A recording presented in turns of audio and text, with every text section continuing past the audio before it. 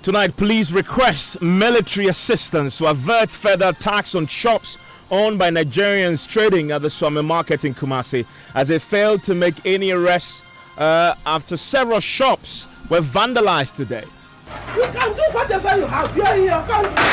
But mind you that you people, some of your people is in my country.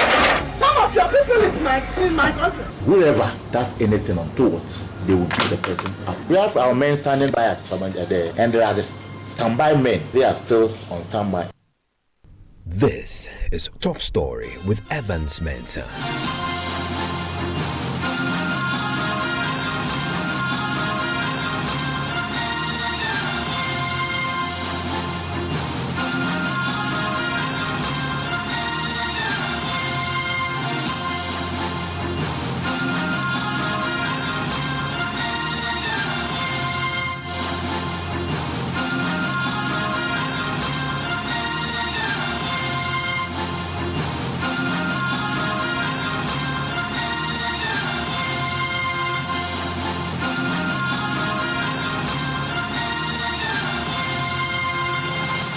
Top Story is always brought to you by Bond Savings and Loans. Your success, our passion. Brought to you by Gasem Cement, the Nation Builder. Vodafone, the future is exciting, ready.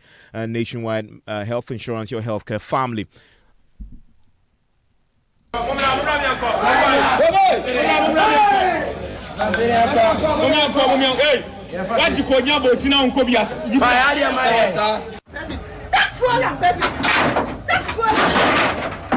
can do whatever you have here in your country. But mind you that you people, some of your people is in my country.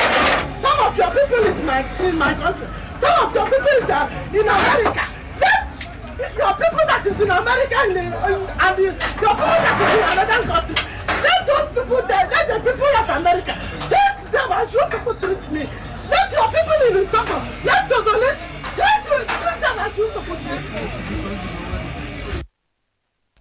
And what you're listening to there is the distressed voice of a Nigerian female trader under attack in her shop. She's one of many Nigerians trading within the Swami Industrial Market in Kumasi, whose shop was ransacked by rioting Ghanaian traders. The angry traders, clad in red armbands and chanting various songs, agitated, locked up the shops of the Nigerian colleagues who they accuse of, among other things, selling fake goods and underpricing their goods as well. In the last few hours, Ashanti Regional Police Command has been addressing a news conference warning they will deal decisively with the aggrieved traders who have decided to take the law into their own hands. The police, we understand, have now requested support from the military to avert an escalation. We understand that there's been an emergency meeting between the traders. We can go live now to Kumasi, where I've just been joined on a telephone line right now by Prince Apia. Hello, Prince. Hello, Evan. Yes, thank you very much, Prince, for time. And we'll be getting on the phone lines shortly. Also speaking to the Ghana Union of Traders Association, who are concerned about what is happening in the region. And Prince, we heard the sounds of the distressed Nigerian woman in the Swami Market, whose shop was being ransacked. Where were the police officers when this was happening? Evans, I should say that we got to the Swami Magazine Enclave as early as 5:30, and from that time till somewhere 8, when the Ghanaian traders decided to march through the various sections of the Swami Magazine, where they believed that the Nigerian traders had their shops, and forced them to close their shops. Those few who had opened their shops, we didn't see any uniformed policemen around.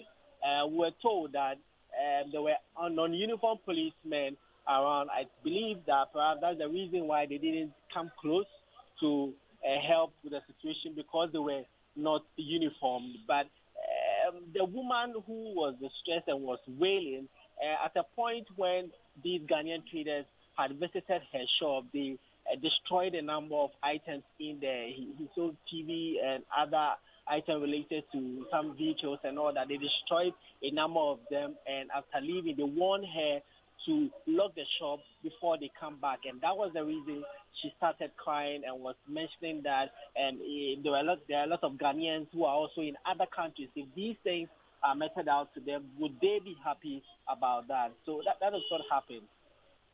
And today, you've been to that press conference addressed by the police on this matter in the region. The police have made some assurances.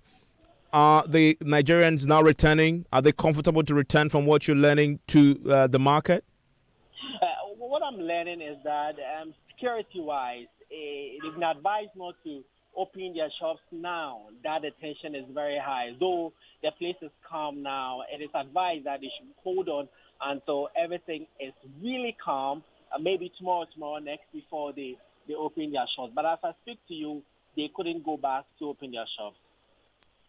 And tell us a bit more about this press conference. What was the assurance? I'm hearing the police insisting today that they are waiting to see how the meetings that are currently ongoing between Guta and the Nigerian community goes before they decide to go in, and they are warning that people will be arrested and dealt with decisively.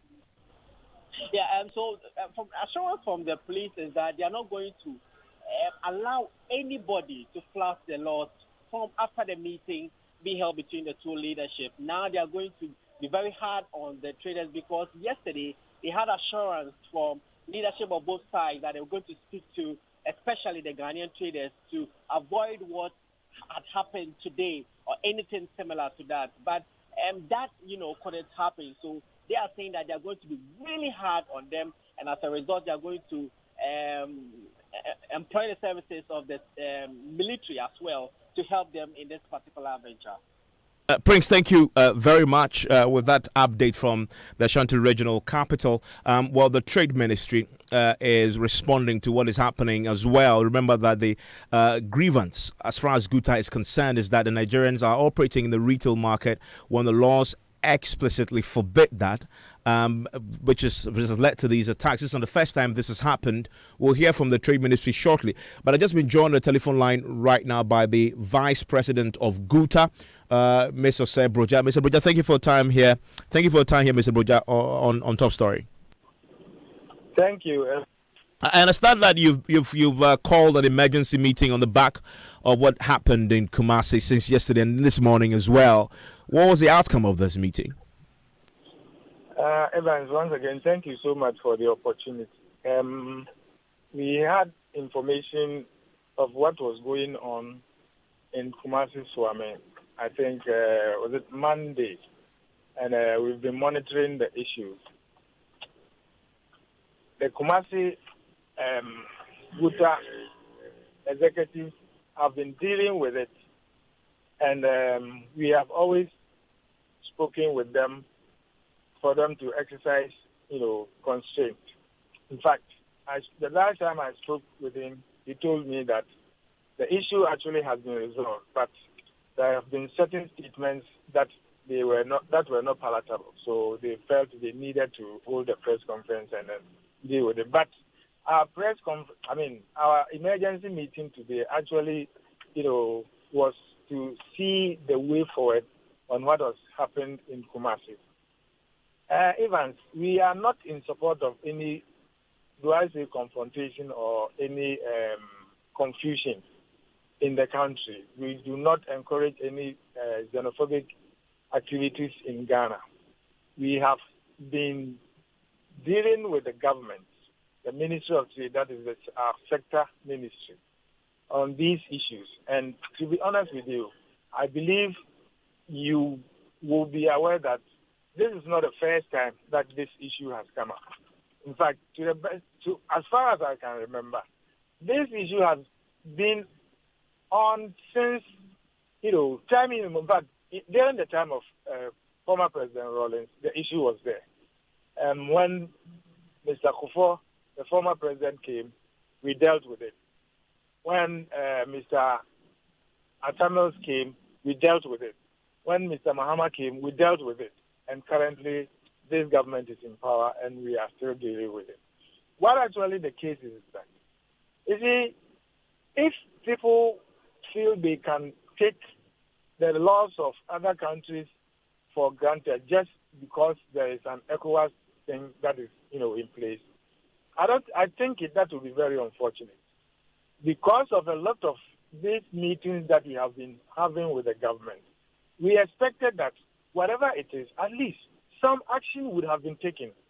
And as I speak with you, nothing has been done about it. And you see, as leaders, sometimes it becomes very, very difficult for us to go back and talk to our people because we have held them back for a very, very, very long time. Even about 8 months ago, we had discussions with the Ministry of Trade. In fact, there's a task force that was formed. And we dealt with this issue. And it was for the task force to take action and do what, is expected of them.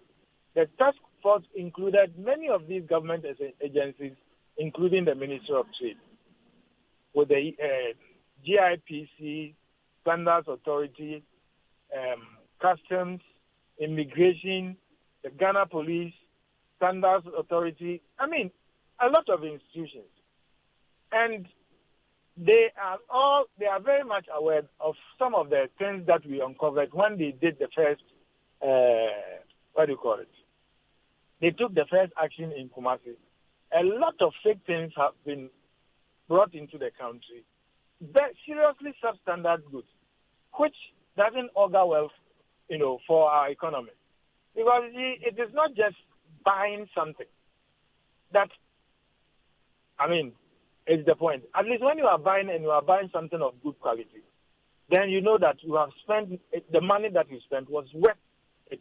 But when you are buying things that are just, going to go bad within a short time, it doesn't make sense.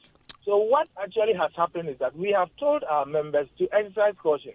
But at least, as much as we are not for any, xenophobic activities, this is the reason why our members are very much agitated because a lot of. But as we speak, I hear what you say. I hear your concerns about the laws being violated. But as we speak, shops are being vandalized. Nigerian shops are being vandalized. That definitely is against the law.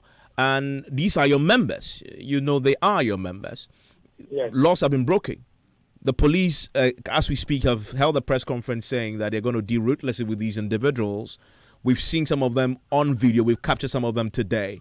You should be in a position to point these people out so the law can deal with them.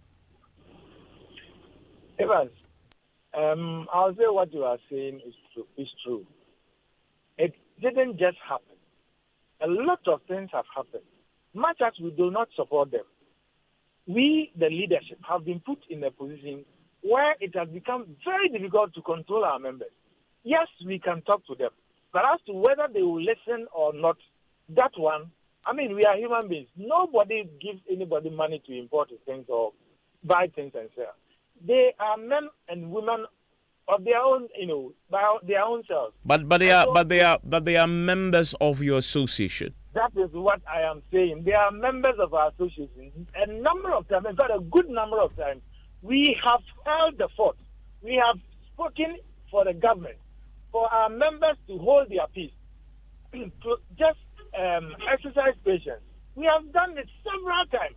I don't think any government official can deny it. We have met with them at Alisa Hotel. The National Security was there. A lot of these institutions and organizations, they were all present.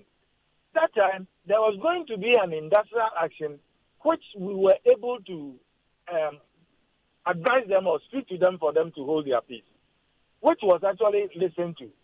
Because for all this was nothing. That's why I said about 8-9 months back, we had an encounter, discussion with the government. We met at Alisa, and the task force also was present. And a lot of things that were discussed, all of them were expecting that at least a little bit of action could have been taken. Evans, as I speak to you now, nothing has been done. Okay, just in the last. I'm not saying that it is good. I'm not saying that it's good. That's not what I'm saying. That's what I'm saying. You are not saying that because of the failure of government to implement their own commitments to you, what has happened today and yesterday is justified. That's not what you're saying, are you? That's not what I'm saying. That's why I told you. But that begs my next question, which is, yes, you say, but I haven't heard you explicitly condemn these attacks that has happened today. You see, Evans, I think it's not just condemning the action that is what is necessary. certain things should have been done. Those things were not done. Certain actions should have been taken. Yes, They those have things were not done, but does that justify the attacks? The inactions have not been condemned. You see, those inactions have not been condemned. Why do you think that even if I don't support it now, because I cannot control them, we should come out to condemn them? No. So you're saying that, Guta, you will not condemn the attack on foreign shops, Nigerian-owned shops in Swami today. You won't condemn it because government has failed to implement their commitments. That's not a point. I'm saying that we have actually spoken to them for them to hold their peace. But they haven't done that. Sorry? They haven't. Today, they went all out. A poor Nigerian woman who owns a shop, we heard that cry, shop was completely vandalized, goods thrown out. That cannot be acceptable in the country where we believe the rule of law must prevail. We have not stopped talking to them. In fact, I just spoke to them before I moved my car. What we told them was that they should just be a bit patient. They don't have to, create any, confusion or havoc there. We are still dealing with the situation. We do not like that. We do not, approve of any, any serious or difficult situation to arise out of this kind of, the closure of shops and those things. We definitely are sending a delegation to Kumasi, possibly tomorrow. But then we needed to have this emergency meeting for us to know what we want to do. Okay, hold on there, because just in the last 24 hours, my colleagues on the business that have been speaking to the Deputy Trades Minister, Carlos Sahinkra, about the challenge with the retail trade and the Nigerian involvement and generally foreign involvement in retail trade. This is what he told us. Listen to him. You see, you don't want to create a situation whereby there will be a reprisal of other citizens against our own in their countries. We have to be extremely cautious and deal with this diplomatically. I would have preferred that we keep the solution of this problem to government, and or we give it to government and ensure that no individuals will have that singular right to go in there to other clothes shops or attack people, in inverted commas, as we are hearing from Kumasi. It is a very dangerous situation. It is a very serious thing to happen to any country. Let me give you an example. Not too long ago, we heard about harassment of citizens of Nigeria in South Africa. And it became so bad to the Nigerians that they immediately moved in and started closing all South Africa investments in Nigeria. The shop rights, the games, even MTN suffered a little bit of blow. And we don't want this to happen in our country. Nigeria has always been our big brother, our big brothers. Cote d'Ivoire, they are sisters if we are siblings. Togo, I'll say they are junior brothers or whatever. We are all one people. We are all equal. But of course, it stands to reason that if you want to go to anybody's country and deal in anything in terms of trading, you have to abide by the trading laws of the country.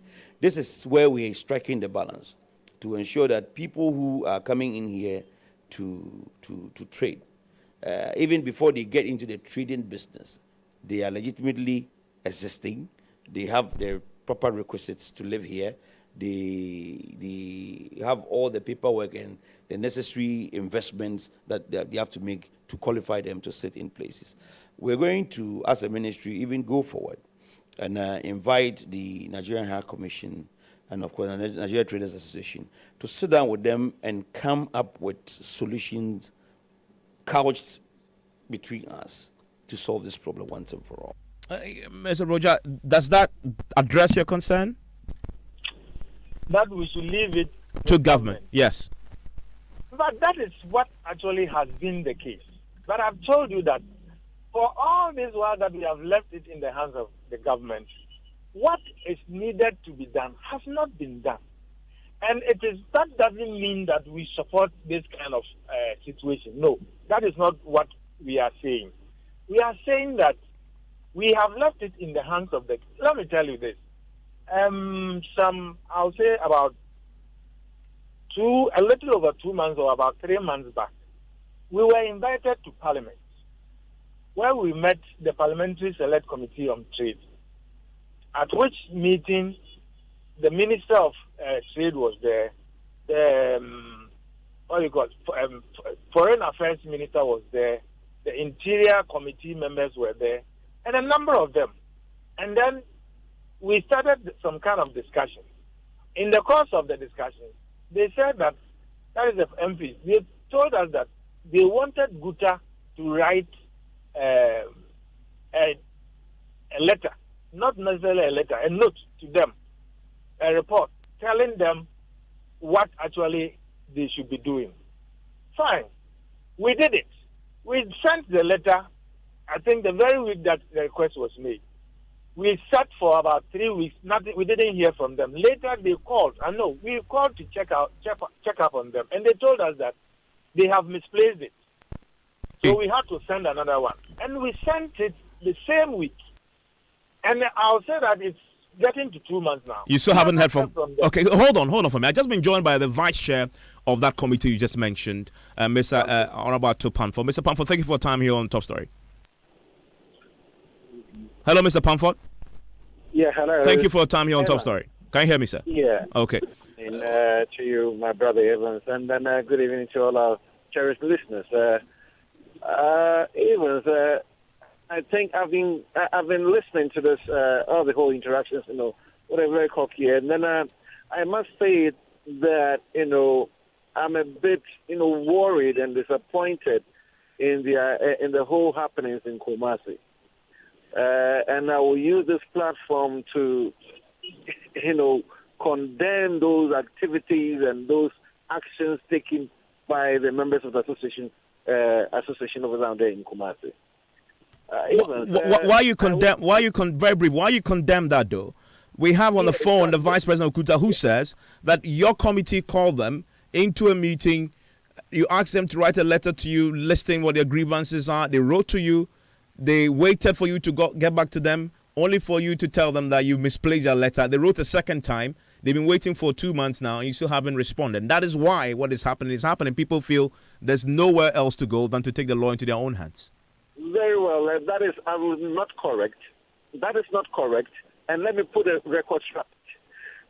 Evans, we invited the leadership of the whole association. The Minister for Trade and Industry was there. We had Foreign Affairs Ministry, the Minister was there, and even Interior was also present. And we all resolved that we need to have some engagement and then try and resolve this issue once and for all, looking at all the legalities and the acts in terms of what can be done so that we can have a very smooth resolution in that process. As I speak today, our committee engaged with the GIPC and then other stakeholders. We need to engage all so that we can have a conclusive position that will encompass all the events. I must also further say that I was present even in the meeting that, my colleague friend, my friend did mention that they met a minister at Alisa Hotel. And we followed these issues very carefully. But I must put it on record that, look, there are diplomatic issues in it. There are commercial issues in it. And then we need to look at it carefully so that we don't cause any mayhem. But do you acknowledge that they wrote to you and they checked and your committee said you've misplaced your letter? No, that is wrong. That is wrong. Because I know that the clerk of the committee, in fact, it's a I must say that we had a joint committee meeting with them, which was chaired jointly, and is in the Committee of Defense and then the Committee of Trade, Industry and Tourism. So we met and engaged them, and then we